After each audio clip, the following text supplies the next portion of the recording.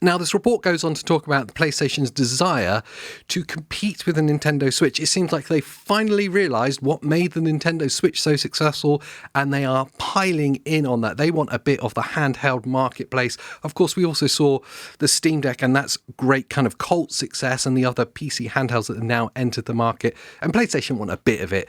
And I think all as PlayStation fans, we want to see it too. We want to see a return to PlayStation in the handheld space.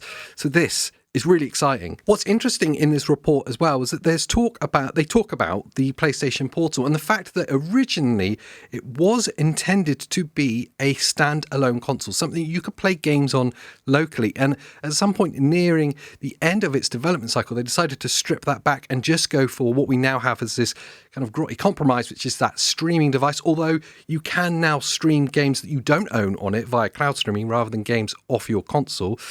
But they decided to shy away from it. But I think they kind of admitting that that was a mistake and that they should have entered the handheld race, or perhaps they're waiting for the kind of APUs to get powerful enough and cheap enough in order to have a consumer-aimed device for handheld gaming. What's increasingly obvious, the console wars is now going handheld. We've seen all the stories of Xbox that are definitely working on one, and now we're seeing obviously all the stories about PlayStation definitely working on. The Switch 2 is going to carry on the handheld things. Steam Deck continues to be so successful.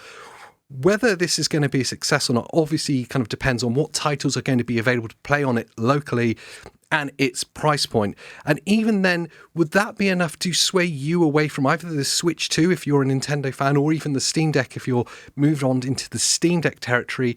Is it going to be enough?